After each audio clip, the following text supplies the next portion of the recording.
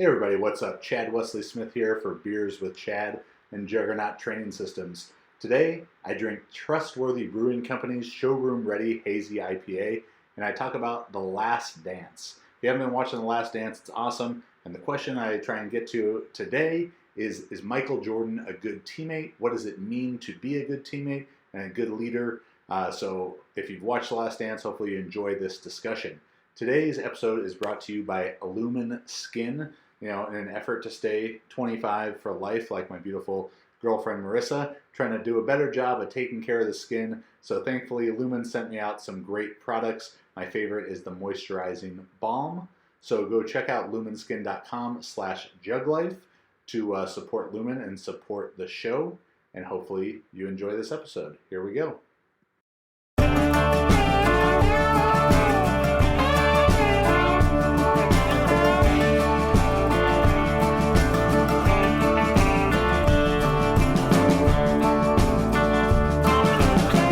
Welcome to Beers with Chad. Hey everybody, what's up? Chad Wesley Smith here, Beers with Chad. Today, from Trustworthy Brewing Company, I'm drinking the Showroom Ready Hazy IPA out of Burbank, California.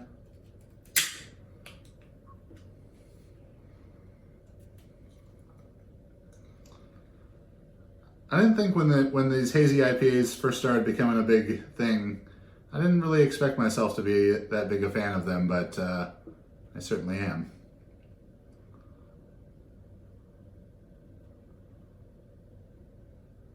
Well, not the best pour of my life there, but cheers to you fine folks out there.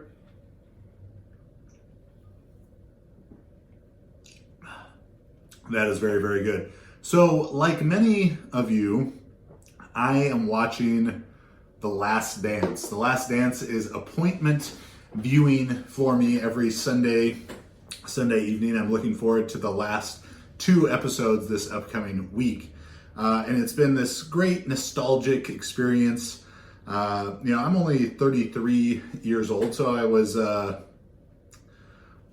years old when Michael Jordan retired. But that time I played basketball, like travel teams, AAU, all that stuff, from when I think I was 8 years old till 13. So for, his career, I was a huge basketball fan. That meant every, NBA on NBC,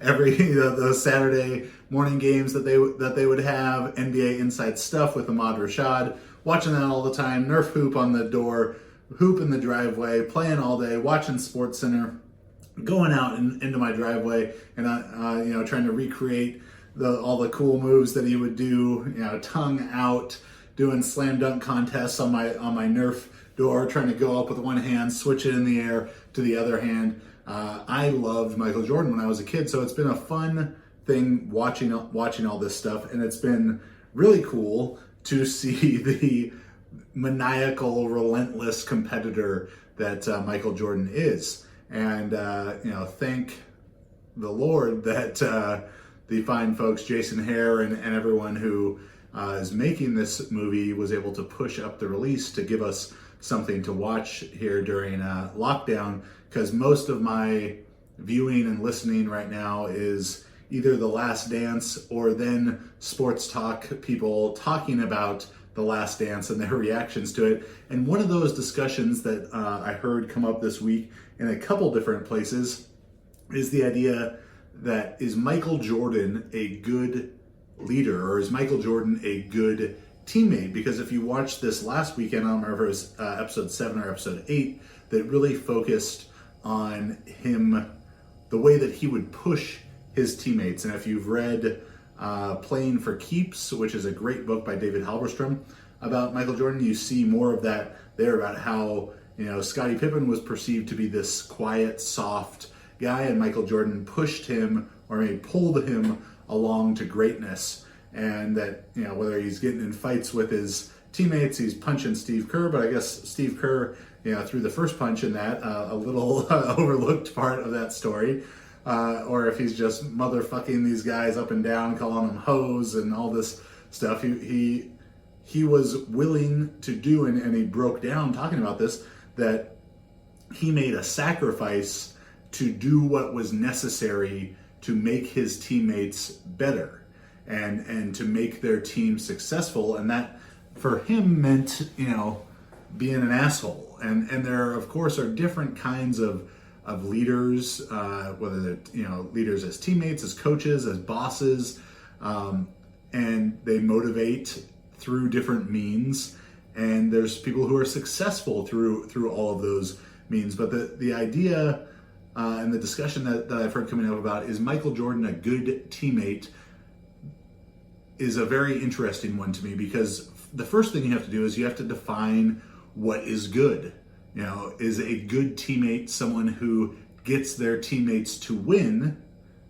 Then yes, of course, Michael Jordan is the best teammate, because he got his teammates to win the most. He got them to perform what appeared to be beyond their previous abilities.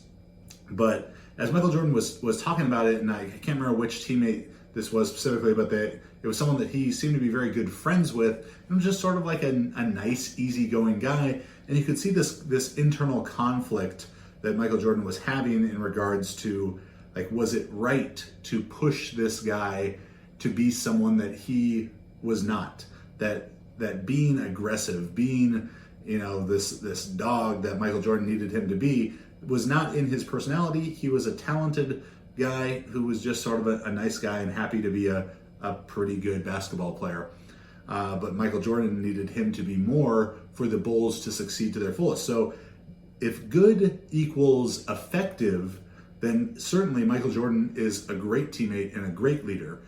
But there are people who have tried to lead in the same way that Michael Jordan has, and they have not been as effective, in the sense that their teams were not championship teams. And I don't remember if it was Colin Cowherd or Bill Simmons or whoever I heard talking about this, but they brought, I think it might have actually been Rich Eisen, that they brought up the example of Jimmy Butler. They're like Michael Jordan without winning is Jimmy Butler, basically meaning that Michael Jordan without winning is just a dick. He's just an asshole to all of his teammates. So that Jimmy Butler that in their example was not a good teammate because he was not being effective. And then it begs the question, well, was there a better way? Could Michael Jordan have even been better somehow? Though I don't know how that would really be quantifiable, if he would have taken a different approach to pushing or pulling his teammates along to greatness, that wasn't, physically pushing them, punching them, yelling at them, belittling them. It's every leader is going to have their own. Here's the cold hard truth, guys. Your skin has needs, and if you want to look as good as possible for as long as possible, you need to address them now. We get it. You might not know where to start. I definitely didn't. But there's a company that's taken all the guesswork out of it for you, Lumen. Lumen is on a mission to help give men the amazing skin they deserve through high-quality, expert-created products delivered right to your door. All their products are formulated specifically for men's skin and made to target skin issues with maximum efficacy using top-notch ingredients like charcoal, green tea extract, and vitamin C. I can tell you my skin has been feeling great from using Lumen, and it has only taken me a couple minutes at each night, so you can't make the excuse that you're too busy.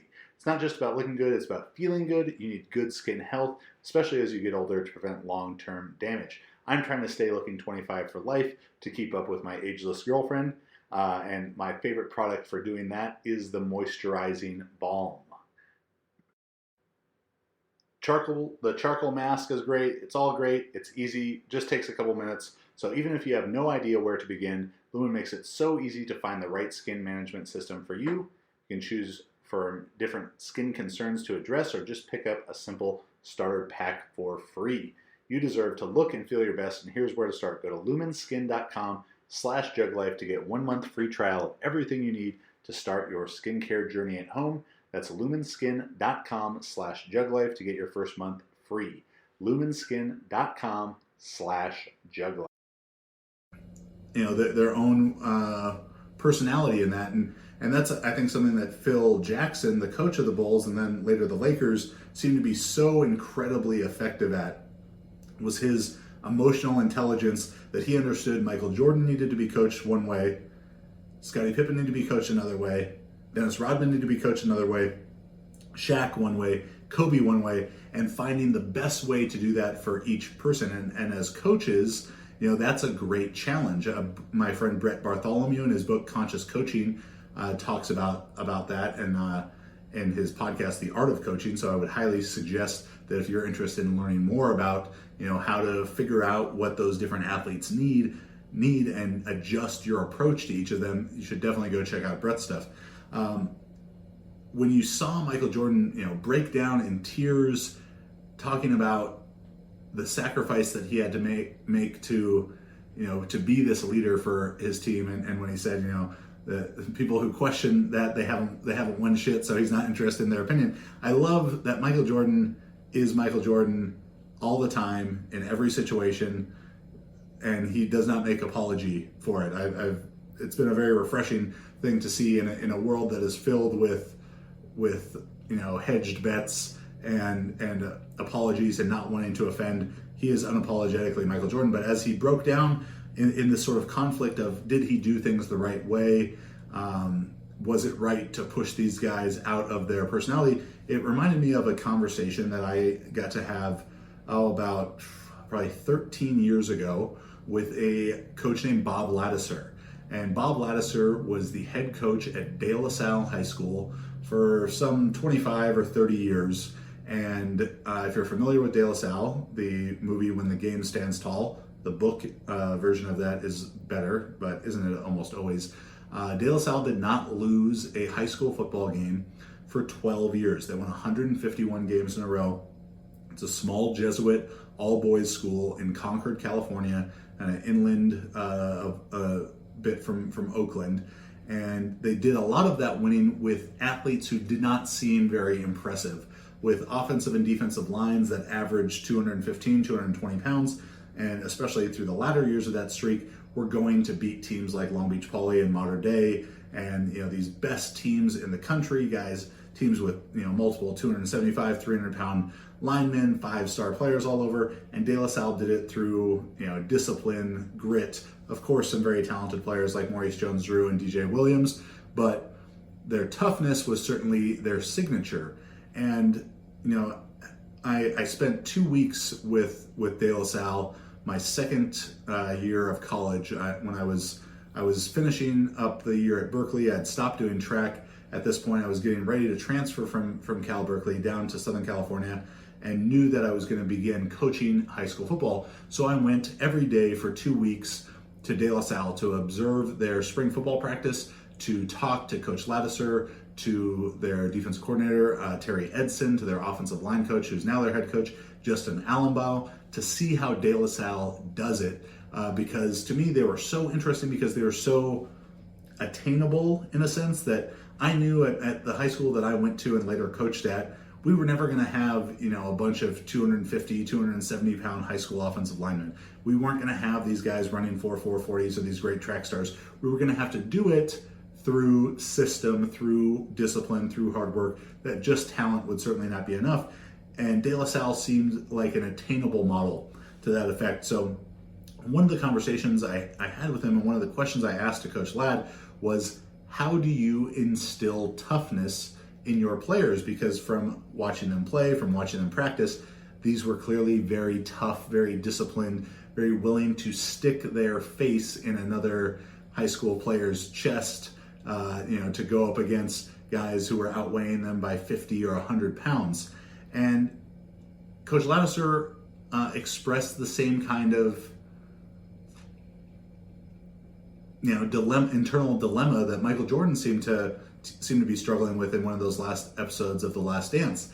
That he told me, he said, all of the way that they talk to the players and the drills that they use and the attitude that they instill, he felt conflicted about that because he said, he's like, I'm just not sure if it's the right thing to do sometimes to take some of these kids who are maybe just kind of gentler, not aggressive people, and make them aggressive for the sake of success in football. And I'm not here to tell you if it's right or wrong. I just think it's a very interesting idea that, people as great as Michael Jordan and as Bob Ladouceur have this struggle, because it all relates to this idea of what is good. Because if good just equals success at any cost, then of course Michael Jordan was doing it the right way.